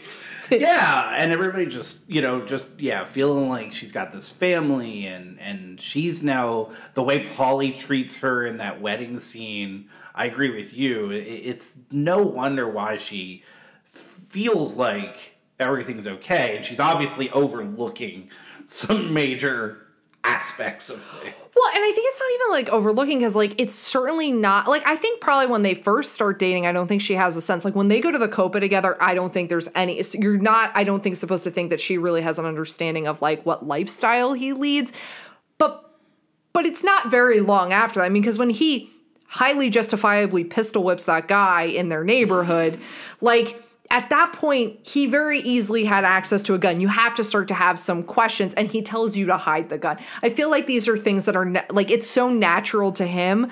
And then, like, she does just kind of get, like, sucked into this life. And I think part of it is because, she has that great, and this is one of the things I love. I love that there is the decision to have Karen have narration as well. Because I don't think you needed to do that. And I don't think anyone would have thought, like, hey, why don't we hear from anyone else? But I think it's so important to understand it's like the person who aspired to and wanted all of this, and the person who kind of got thrust into it because of love. Like, and then getting to hear her thoughts, because I think we could interpret when she takes the gun of going, oh, she doesn't really want to, or she's scared, or she's confused. But Karen's narration is like, no, I'll tell you exactly how I'm feeling. How I'm feeling is thinking, that's kind of hot that he gave me a gun. Yeah.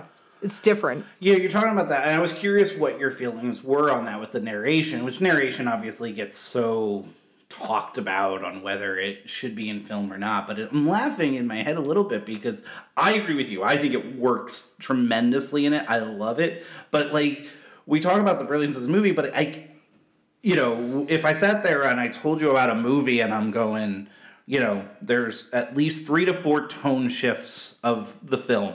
There are freeze frames throughout. There are multiple narrations. Like, just some of these things that, most of the time would not work with another filmmaker. And it's just, again, kind of, I know we're waxing poetically a lot about Scorsese and why not, but, like, he makes these things work that I don't know in hands of somebody else trying to do the same type of thing could pull it off without it being cheesy. But I completely agree with you. That's why Scorsese is Scorsese, because like there is a sense of who else could do this and who else could get us to agree to this and feel like this makes sense. And like also to create enough spaces for empathy that like, even though once you have made Henry like truly detestable, there's still like that little like, all right, at least I'm glad Henry's alive in the end. Like, you know, that there are those spaces for that and that you can have both this incredibly beautiful tracking shot through the back of probably one of the most iconic nightclubs in New York City ever. But then also have the brutality of what comes not much after this, which is the Sweet Lounge and, you know, the murder that, you know, starts off this film, you know, so that you can have those things exist and they both be filmed really well, but be tonally so different is really remarkable. I agree completely. You know, with that tracking shot that I believe it was 4 takes they had to take on it. 8. It was at 8? Yep. My understanding is almost everyone was because a very famous comedian who comes up at the end kept missing his mark, right? Yeah. It's so, and part of the, you know, because if you think about it, it's like, it's just so funny to think about because it's like, it's been, you know, the Copa doesn't exist anymore. So like it has been, you know, now memorialized in this film, but this really like interesting, not the way most people go into it. And, you know, and the fact of like, the amount of details and movement that's happening in that sequence, the fact that they got it after only doing 8 takes is kind of insane, but the fact that one person kept messing up. I know, right? It's like, you don't want to be that guy in the tracking shot. But also, you're welcome to our audience that I have not sang Barry Manilow at least once during this discussion on the Copa. Thank you. Yeah. Thank you for being considerate. Because I think me yelling Karen has probably been enough for everyone. You know, and you have like these other great moments that happen even before you get to that Sweet Lounge sequence. And they really come from Karen's perspective of her like saying like, you know, we're not married to 9 to 5 guys. You have that the Tupperware party from hell.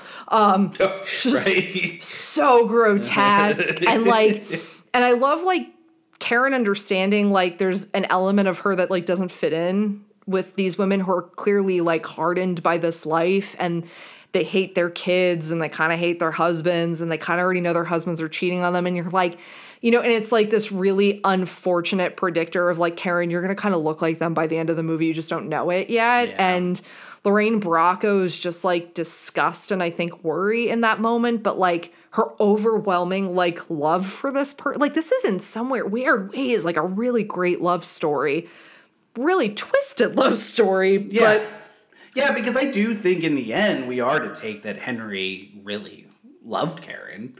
I mean, he was horrible and a jerk, but yeah, you know, I do think that there was weirdly, there. Yeah, I think he's devoted to her, and I think like also too like this. Yeah, well, all right, hold on. Devoted emotionally, yeah. You know, but not monogamous for sure. But I also think there's, you know, you have that great sequence too of like, and this is something I think again would feel cheesy in any other film, but works so well here is like you have that montage of pictures, like that slideshow where we all went on vacation together. If we go to the islands, we all go together. We have dinners together, and it's like you understand. I think from Karen's perspective, because she's like entering this life for the first time of like, well, why doesn't that feel great? It's such a sense of community and belonging. And also like, I think we can all agree, like of all of, I think the wise guys that have ever existed in cinema, like Pauly Cicero is probably the most like redeemable and lovable of them all. He never feels villainous to me, like not the whole film. Like I'm never like, Paul's, because I think how Paul Sorvino plays it is the exact reason why this lifestyle probably seems so enticing of like, look at this guy who he doesn't seem violent. I mean, I believe him to be tough and I believe him to be threatening. And I believe probably that's hidden from us pretty much the entire film. But at the same time, like he seems like just a guy who seems really kind and like wants to take care of people. So it's like interesting that the person who's obviously leading this never seems like the most detestable in the movie, which is like weird in itself. So you get like why she's so enchanted by all of that. You know, it's crazy because Paul Sorvino, I guess, really didn't want to take the part. He didn't think he was menacing enough for it. And I guess one day he walked by a mirror and saw himself and said, all right, I think I can find this character. Oh, I feel bad that he thought that as he walked by a mirror. I know, like, right? hey, I look menacing today. Yes. But he's really good. He's doing so much with not doing a lot, but in that doing so much. And then kind of going really quick back to the Karen with I think Lorraine Bracco. Again, this is another character that I needed to reframe the second time watching it, and I see how good she is. I didn't have a lot of... What's her character name again? Karen! There you go. Thank you. I didn't know a lot with her other than being, in The Sopranos. She's so good, but I did have to think to myself at one point, if this movie was ever remade, that Lady Gaga would be terrific in that role. I don't consider myself a moral person, but I am fair. Watch House of Gucci. All right, maybe that is fair. Maybe she's literally already played Karen, so it's fine. So if you want to see that imagined reality, because no one should remake this movie, just watch House of Gucci. So she had, I would have to think somewhere Lady Gaga was inspired by this performance in that way. Yeah, maybe. Which so this takes us into kind of like the next shift in the film, which is the scene at the Sweet Lounge and the murder of Billy Batts. I just have to ask you, is he justified? Which one? Billy Batts or Tommy? By the way, I'm very happy we can do a whole episode talking about a character but that's the name of Tommy and be right about it. I feel justified and I feel like we can put that one to bed at this point. You just made me laugh in a way that I think I looked like the Ray Liotta gif from I really wish I had been, thought of this enough to just call him Tom the entire podcast. Don't bring up painful memories. Well, I think I wrote in the notes or I looked at you at one point and I went, ooh, this feels the most, relatable scene. Oh, because I'll say it, Tommy is literally a Tossie. He really is. If you want to know what it's like to cross a Tossie, just watch the Sweet Lounge sequence when he yells, "Go home and get your shine box," and he just you mother. Absolutely. And then him just go, keep him here.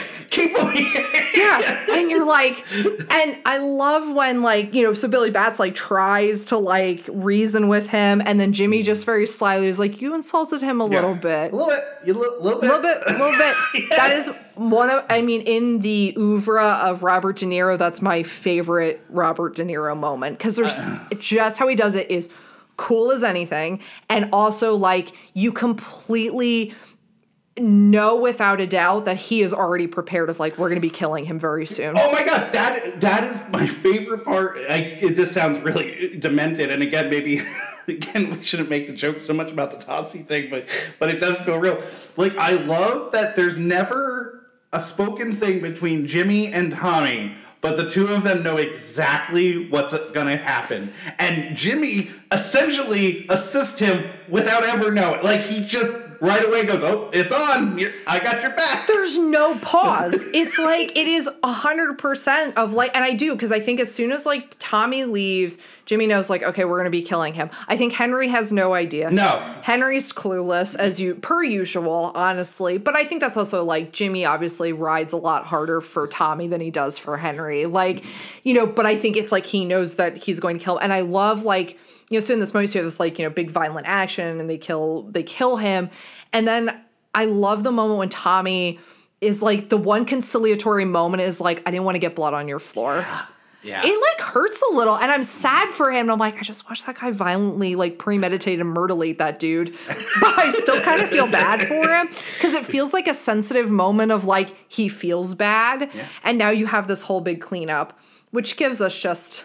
they tried to warn Billy Batts. What was he expecting? He needed to stop. And that's the thing is and again, it's not to compare it to Tossie's too much here. It's just you need to read the room. He had enough. You got what was coming to you. You did kind of deserve everything that happened thereafter. A little bit. And and I love then the real gif we get from this is the appearance by Martin Scorsese's mother at playing Tommy's mother. Yeah. And they go over to the house and she just doesn't really ask a lot of questions about what her son is clearly doing. Just I need a knife. Yeah. And And she wants to know if it's going to be brought back. And then she, like, in great Italian mom fashion, is like, I need to feed you guys, which I just love. Like, I will never achieve this in life, but I just love the fantasy of people who just constantly have food ready to go if someone comes over late, that they're just like, I'll heat you something up. Me, I'd be like, I'll get Grubhub. What do you need? Like Wawa's still delivering this late. You got 45 minutes, maybe an hour. Like, but I love that she like they get all of this food out, and like you can tell it's interesting. Like Henry's the only one kind of unnerved by what's going on. Like Jimmy and Tommy, like. And I think you're supposed to imagine, like, it's not the first time they've done this together. That being Scorsese's mom, but playing Tommy's mom, I mean, the two of them just work so well off of each other. They're so loving.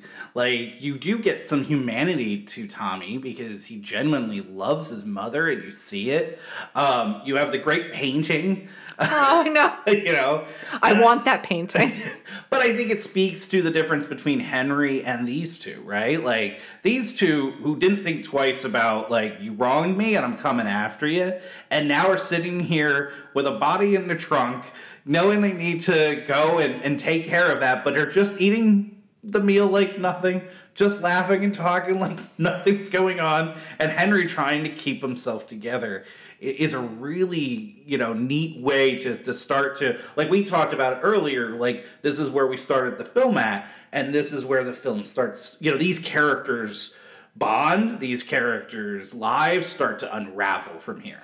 Well, and I also think it gives you a sense of like who's more entrenched in this life and who's kind of living this life a little bit more, because I think there's a sense of like, I think Henry is a little untouched and a little wanted to skate by, and some of the dirtier aspects of this, you get the sense that he really isn't as, I think it's interesting. Like, he's clearly very indoctrinated into this life, except it seems like the violence or the kind of dirtier actions that come with this seem like something he's not totally comfortable with. And I don't even think from a moral standpoint, I think Pretty Boy doesn't want to get his like hands dirty. Like, I think is really what it comes down to. Like, I think he sees himself as a little above it. Yes. Like, I think you get the sense he feels better than Jimmy and Tommy. Is it that, or he wants the perks of the life, but he doesn't want to get his hands dirty? And I you know what? I think that's a better distillation of what I'm saying. It's he doesn't want to have to do those parts of it, but now like he has to.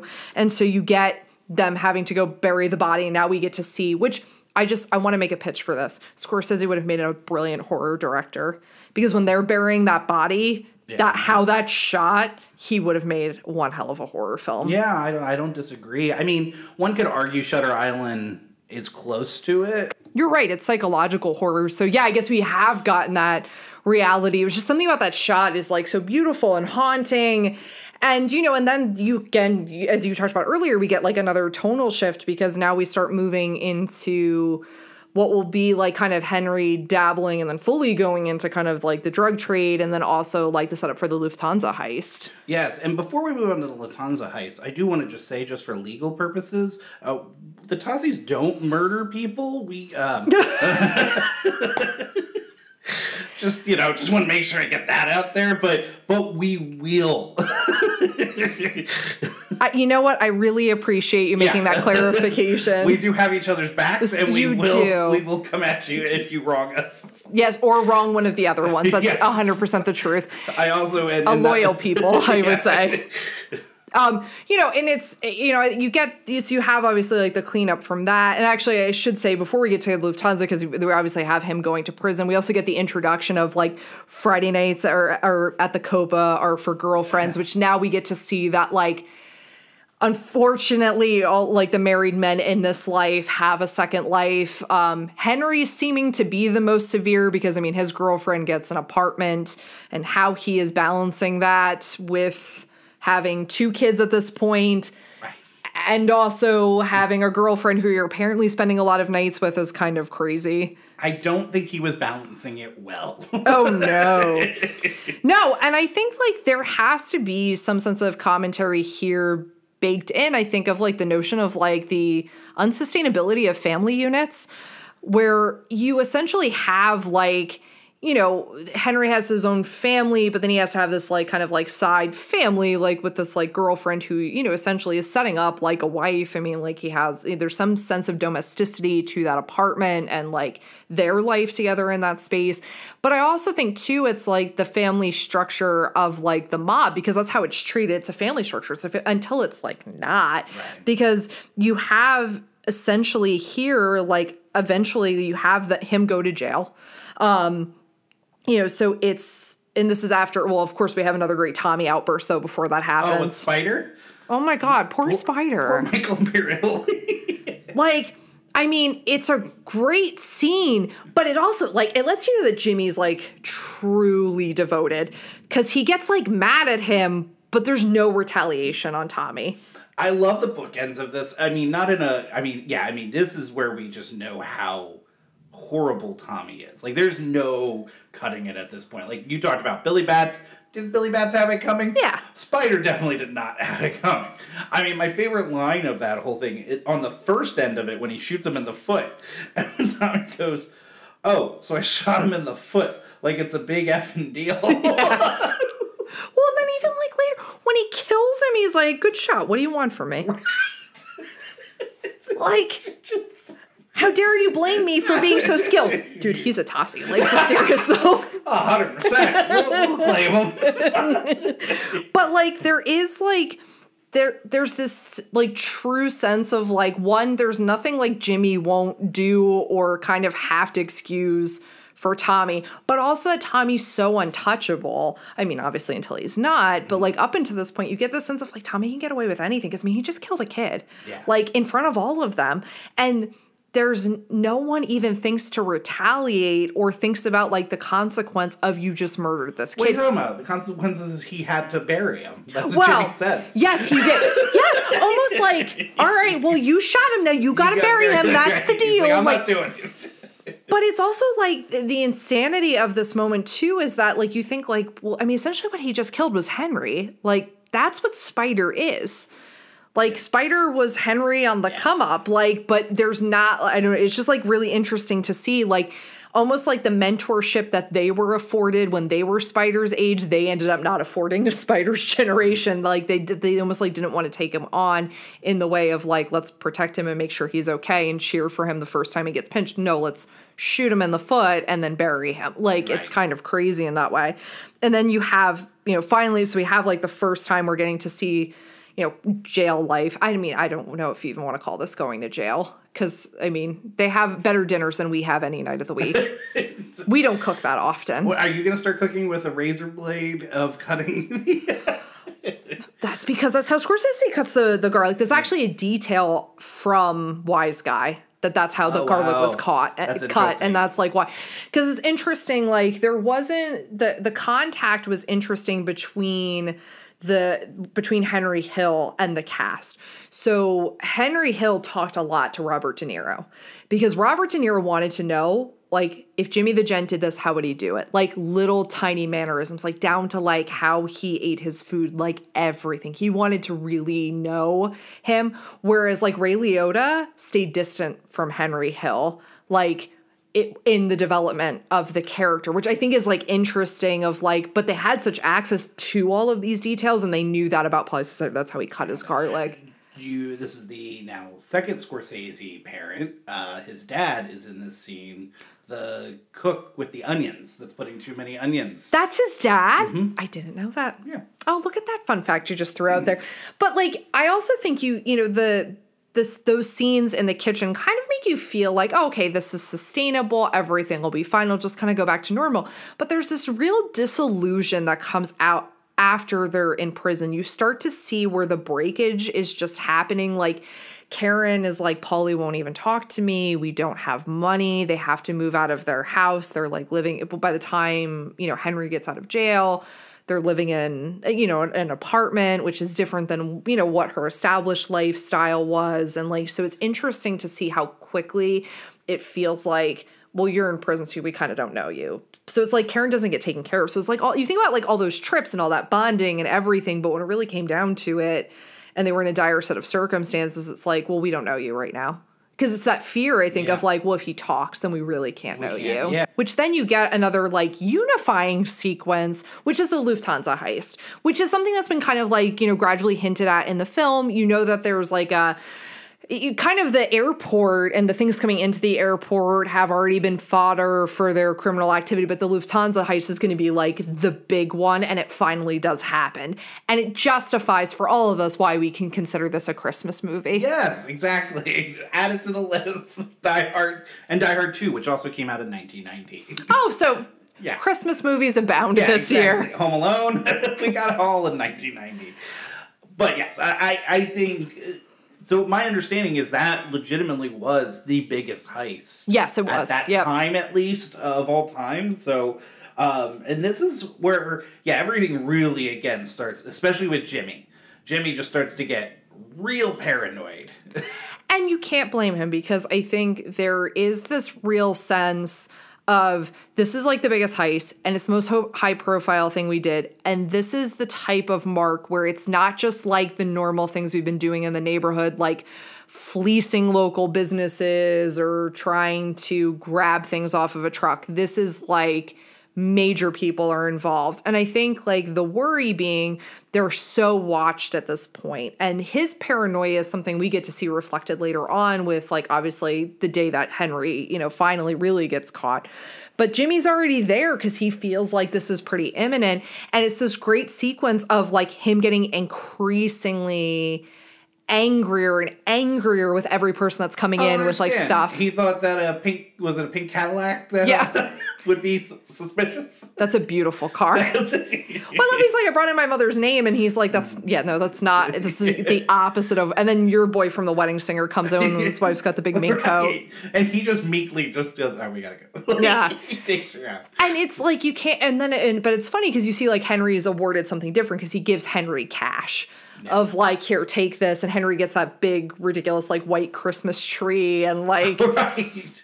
But I think this is where we get a classic, a Scorsese needle drop. I mean, when you have "Sunshine of Your Love" playing, with Jimmy the Gent just sitting there smoking that cigarette, and this just most menacing. I mean, this is what we were talking about at the beginning of the show, right? Which is De Niro doing so much by doing so little. Like you just see the change. I mean, that's filmmaking at its best for, what is it, 3 second, 4 second, just him, you just know everything's changed. Well, because he's at a different headspace now. Well, in a different headspace than everybody in the scene, because I think in so many ways everyone's like, oh, what, we've won, this is the end of the movie, like, but he's like, no, there's like a long road for us to be okay.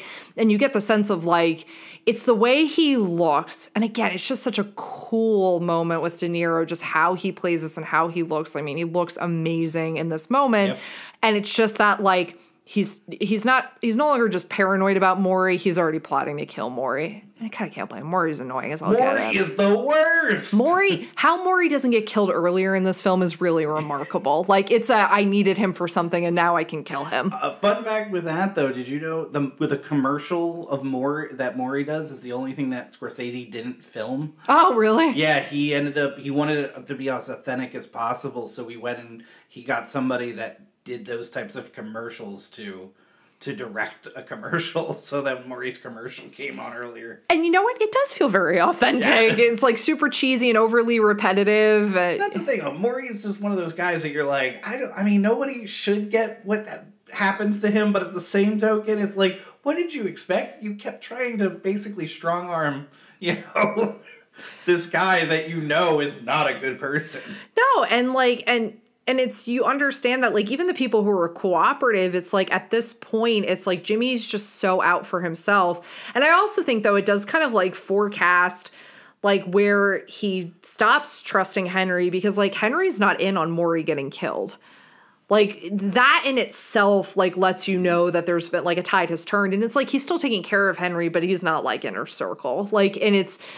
And I think kind of the sequence of seeing the wreckage of like, this is what has to happen to protect ourselves is really intense, because you realize there's kind of like the code is kind of gone. Like, those guys didn't need to get killed, but like in his head they did, because you have that great, it's, you know, Layla playing as we start to see like all the bodies, and it goes into the like the frozen meat truck, and then you're seeing my boy Frankie Carbone, man. Frankie Carbone in the frozen meat truck. Or what is it? Roast beef was the one guy, right? Yes, the one that had the Cadillac. Yes, yeah, and like and so you have, and that's like a great sequence, and like a really like I think great transitional moment of like how Scorsese uses the music to kind of score, because I think there's so much about like Jimmy's look and Tommy's look, and I would even say Henry's, that feels like crystallized in that like Goodfellas era that they got entered into. They still kind of look like of the 50s and 60s, even as we're starting to creep into the 70s. So I think having those music beats is so important, because it lets you know the transition that's occurred. You know, because there's even something like very mid-century about like even when they're in the bar celebrating the Lufthansa heist, like the music that's playing, the way the lighting is. So like I think having Sunshine of Your Love and then having Layla played, it's like it's a transitional era, like not just like by decade, it's also by like what's happening like in this group in particular. It's just such a smart thing. And then like you have, you know, what can be, I don't know if you call this heart-wrenching or justified, or it was, you had to know it was coming. You know, Tommy's death. Yeah. So sad. Is it though? No. But again, he deserved it, right? Yeah. They play it in a really. I mean, Jimmy looks legitimately. Oh, it's heartbreaking. Heartbroken. Yeah. And again, De Niro playing that scene so well. I guess they could only take the scene once because he actually kicked over and broke the phone booth in that scene. Poor defenseless phone booth. Had no idea. Yeah, and just Tommy's moment of going, oh no, that brief second of the realization that he knows exactly what has just happened. And I think it's like sad because his mom is so sweet, and like it's this weird thing. His mom seems like somewhat unaware of what's going on, but also seems to know he's getting made. Like, and it's supposed to be this big moment because like although Jimmy and Henry aren't untouchable, once Tommy gets made, it's like this extra layer of like it's finally happening to one of us in that way. Like, you know, the whole thing with the phone call, and then like you get that narration from Henry going, and that's that. We had to sit and take it.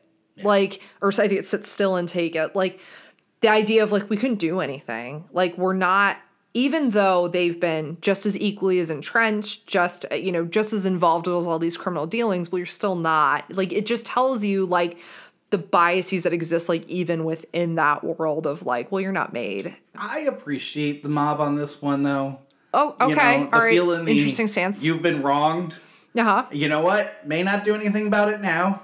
Everything may be cool, but don't worry. When the time's right, that's coming back up. Is this your way of saying you keep receipts? Because that's how it's sounding. It's how it's sounding. But I think there's like, you're right. There is this like, why did they wait so long? And it's like, well, because like they can, because they're the mob, and they waited until it was a time where they would have opportunity. And then like the detailing of like shot him in the face so the mom can have an open casket. Oh, it's rough. So rough. The poor mom, like you said, the poor mom who doesn't, you know, has nothing to do with it. Yeah, because you kind of feel for, because I mean, and I think knowing it's Scorsese's, might be like, oh, sweet little Miss First, you know.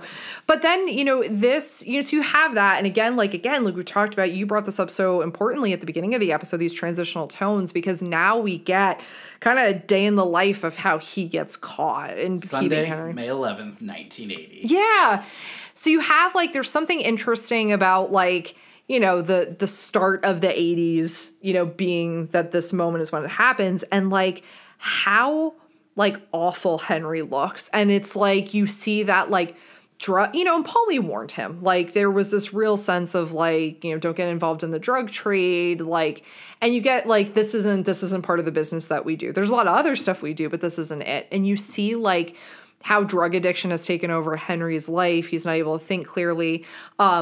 His drug runner honestly feels like she should be in an SNL skit. I find her hilarious and really lackadaisical about the fact that she's a drug mule and that she's just like, yep, sure, casual. She's like, I need my hat. My lucky hat. I need my lucky hat. I don't blame her. I have like a Dumbo stuffed animal flight time pal. Like, I get it. You need your things when you fly. But it's just how like she's like, I'm not gonna, every other time I've been fine. And like, you also get to see like at this point, like how like coked out like Debbie Mazar is, like there, and Karen, like well, I was gonna say, everyone. I think that's a nice touch to put Karen in this now. Like, she's not innocent in all of this. Like, she's in this world just as much as everybody else. I think this is the scene where the first viewing for me was off-putting. Like, I didn't quite, and then to realize, no, you're trying to put us in the headspace of a paranoid, coked out mob individual, like, and feeling all of that, and he does it so well, and the way, you know, and I love that, you know, Kevin Corrigan, who plays the brother, you know, I'm like, in Michael brings him back in, and he's got to stir the sauce, or the gravy. Thank you. The whole time. That's right. For like 12 hours. Well, because that's what I imagine. Yeah. Like, he's like, I'm getting picked out for a day out, but I'm not. My coked out brother's going to be running errands, and I'm going to be stirring gravy. And I think what's really cool about the scene is you don't know if he's being paranoid or if it's really going on. No, not until he gets caught. You really don't. Yeah. Was your experience the first time watching this, like, did you sense this is how this was going to end? With him going into, like, witness protection, like, this kind of build-up? Okay, so I did know that. I knew how it ended. I knew he ended up, you know, in that. So that part wasn't a surprise to me. But how it all played out was. Okay, all right. Because I was curious. The first time that you watched this, did you like this segment of the film? No. Okay. I didn't. But now, on a second viewing, I have completely flipped and love it. And I think that's a common experience, because I think there's something about this that, because like he wants you in that like coked out nervous perspective, he does it so well that when you watch it the first time, and I'll even say sometimes on repeat viewings, like I'll be honest, if I stop on Goodfellas and it's at this part, I don't know if I'm sitting down to watch the rest of it, because this part's not fun. No. It's not like, kind of like, what the hell is that? Yeah, like, what's going on? I hate this, because like, and the thing is like, you see like, again, it's like, it's that breakdown and that erosion of loyalty, that sense of like protective barriers that you thought may have existed because you were like in with this crew, like don't really exist anymore. That, you know, the way in which his mind has been so turned by drugs, like, you know, I mean, it's really a PSA. It could actually be a very effective PSA, you know, but on a very special Goodfellas. You know, but like, there's this sense of like, you understand that like, Henry kind of can't go back. There's only like a few ways out. He's either going to prison, or he's going to get killed, or he's, you know, the third mystery option, which is he's going to go into witness protection.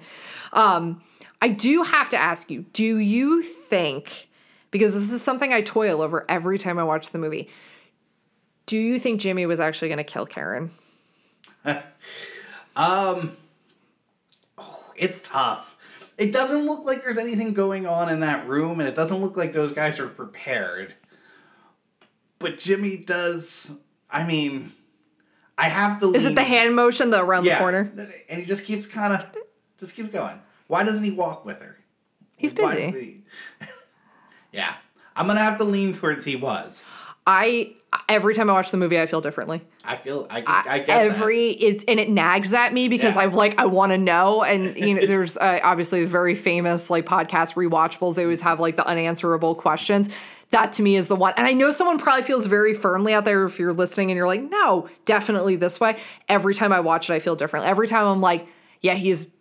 But it's the fact that they're not prepared and they don't seem aware that she's coming by that makes me think that he wasn't sending her there to be killed. Right. I mean, but maybe he wanted, but they weren't prepared. I mean, they didn't know. And I think it is in the moment he wants that, because I think he has that conversation with her. And I think when she's not giving him the answers that he's, you know, looking for, she's not giving him these clear answers that he need in his, you know, paranoid mind at that point needs to hear. I think he makes a, you know, decision at that moment that, you know, she's going to be collateral damage like everybody else. Well, and also, like, I'm going to say, like, Jimmy's not wrong. Like, dude turned state's evidence. Like, he's not wrong for feeling paranoid that Henry was going to fold. Well, but the argument is, though, does he turn when Jimmy brings him to breakfast and he realizes Jimmy's going to kill him either way. Because he doesn't Yeah, fold that's true. till after that. That's a fair point. Like, he kind of sees the writing on the wall Yeah. of I'm going to get killed.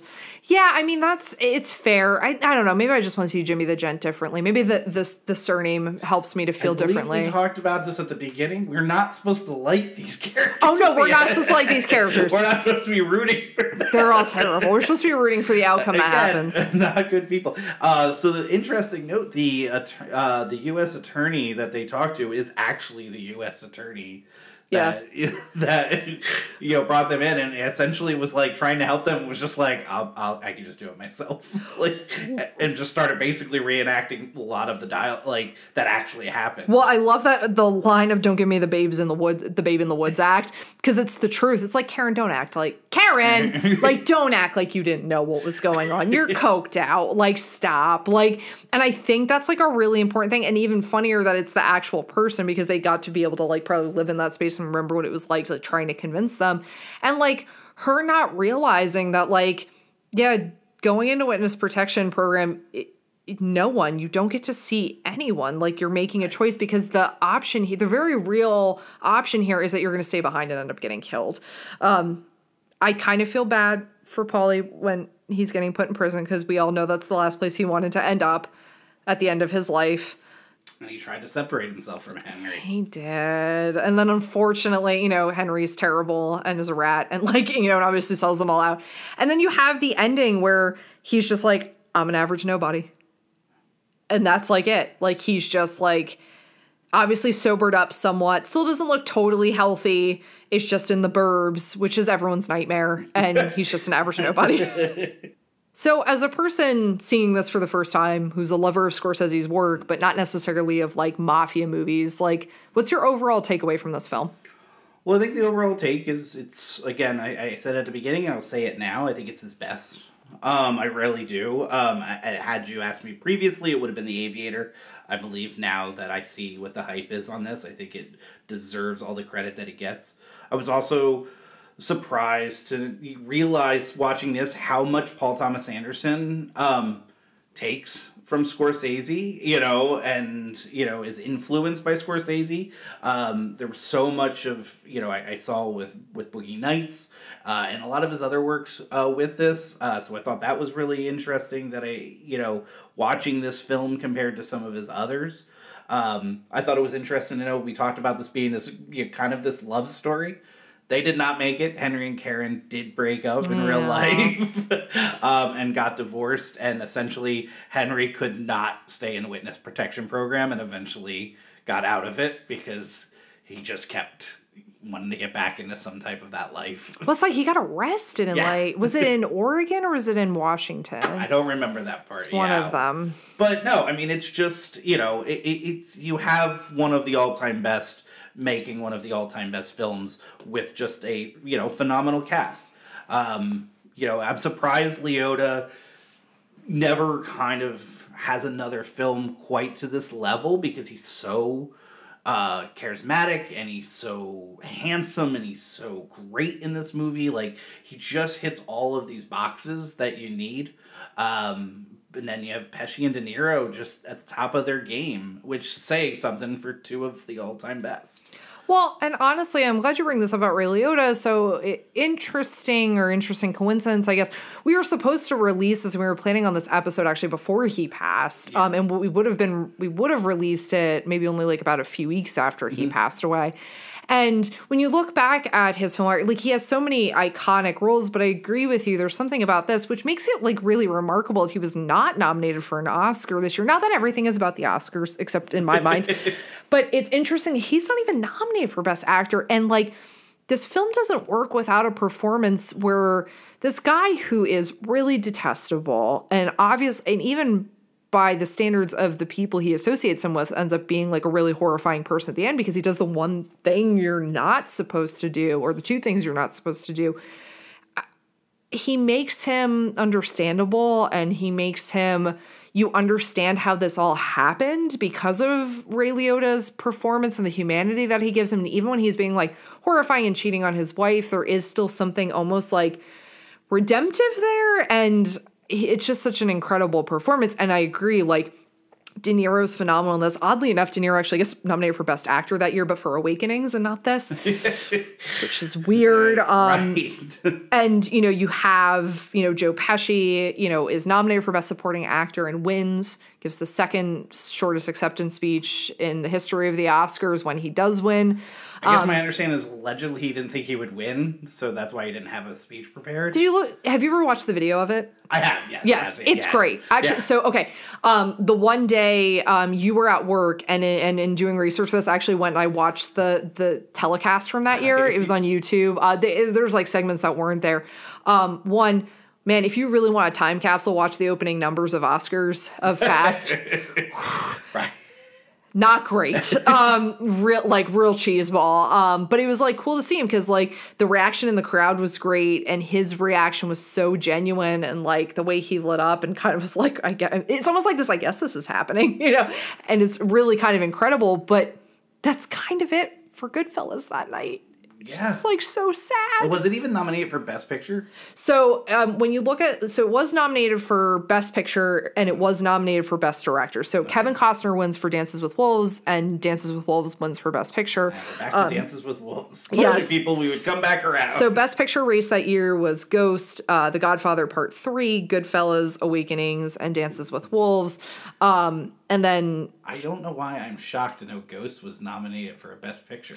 Well, and here's the interesting thing. Like, obviously, I've been talking like a lot tonight about how much I love Lorraine Bracco's performance. So she doesn't win for Best Supporting Actress, but Whoopi Goldberg did deserve it for Ghost. Completely. Like, there's no like to me there and. Oh my gosh, another, if you've not watched that acceptance speech from that night, a phenomenal acceptance speech. She's so incredible, like in that role. It does not really get the worth of recognition that you would expect. Even if you look at Best Adapted Screenplay, Dances with Wolves. So it is nominated, but it does not win. It loses out to Dances with Wolves. Like this is like really back in that time where like things would sweep. The major categories, not necessarily was the acting, but director and picture and screenplay were all, you kind of seem to be locked up by one film. You have a tradition of that in the Oscars in many of the years. This is hard for me. I look at this year and I don't like saying Oscars did wrong, but let's be honest. What has withstood? Goodfellas. What's rewatchable? Goodfellas. Like Dances with Wolves is, we don't have time in this podcast to talk about Dances with Wolves, but Goodfellas certainly should have been the recognized film that year. And I think that's shown over time. And I think it's shown by the fact that they had, Coppola and Spielberg and Lucas be up there to give Scorsese his Oscar for The Departed because there was a presumption of it just has to happen. It just has to happen. Yeah, we were just talking about that, or we were just looking at something with that recently, which Departed really did deserve it that year. But obviously Scorsese should have won it, many years 90 times before, all those other ones before. Were you surprised The Godfather Part 3 was nominated for a Best Picture as well? I mean, such a maligned film now. I don't have any recollection of it at the time of the reception of it, but I was a little surprised to see it up there. Yeah, I have to say, I think there is a completionist approach to probably how the Oscars was looking at The Godfather. I mean, the other two had been nominated, so the third one might as well have been. I don't know if I'd have to go back and look at reviews, and I think that would be a fun thing to do to see was it as maligned at the time. I believe it was from a fan perspective, but I don't know if critically if it was getting as much criticism. Yeah. And I also think, certainly The Godfather and The Godfather Part 2 were so massive, there might have been but I mean, it's telling that Dances with Wolves takes a lot of the night. I still think, I don't know, it's hard for me not to see Goodfellas as what should have won that year, and I think now it would have. Dances with Wolves being such a phenomenon at the time. It was massive. It was a film that everybody was talking about. And it has that sequel, Avatar, so... Speaking of sequels, we're at our prequel, sequel, remake, reboot portion of the show. Listen, I'm not going to get into all of that. Obviously, none of that's true. But there is, do you know that I'm going to call it an unofficial sequel to this movie? Okay. It's actually, I believe it came out the year before, or the around the same time. So I didn't realize this. The movie My Blue Heaven, with Steve Martin and Rick Moranis, it's actually based on Henry Hill. So it's a Nora Ephron movie.